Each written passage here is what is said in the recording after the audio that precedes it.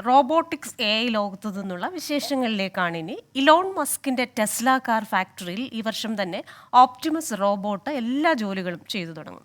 Ukraine വിദേശകാര്യ മന്ത്രാലയമാകട്ടെ artificial intelligence ഉള്ള ലോകത്തെ ആദ്യ ഡിപ്ലോമാറ്റിനെ അവതരിപ്പിച്ചതും ശ്രദ്ധേയമായി.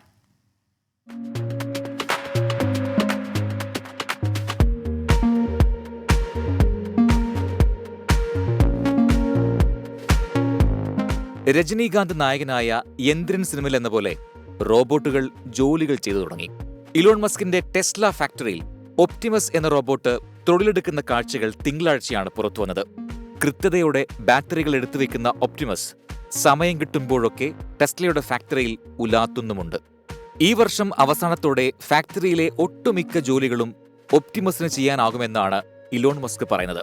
2025 മുതൽ ഒപ്റ്റിമസ് റോബോട്ടുകളെ വിൽക്കാനും മസ്കിന് പദ്ധതിയുണ്ട്. I am a digital person. That means that the text you hear was not read by a real person.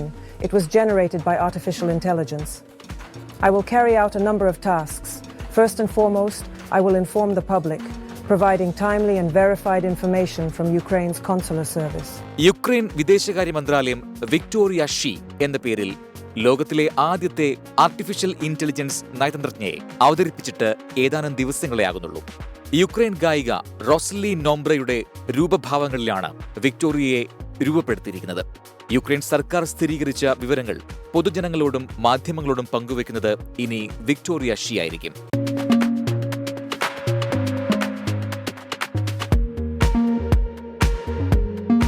Pennsylvania യൂണിവേഴ്സിറ്റിയുമായും ആസ്റ്റിനിലെ university of ടെക്സസുമായും ചേർന്ന് ഇൻവിഡിയ എന്ന സോഫ്റ്റ്വെയർ സ്ഥാപനം റോബോട്ടുകളെ പരിശീലിപ്പിക്കാൻ ഡോക്ടർ യുറേക്ക എന്ന ഒരു ലാർജ് ലാംഗ്വേജ് മോഡൽ എഞ്ചിനെ സൃഷ്ടിച്ചിരിക്കുന്നു.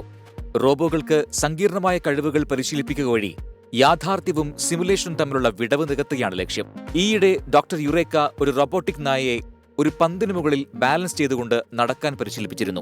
വരാൻ പോകുന്ന നാളുകളിൽ ഇനിയും അത്ഭുതകരമായ റോബോ AI കാഴ്ചകൾക്കാകും നാം സാക്ഷിയാകുക. Research desk 24.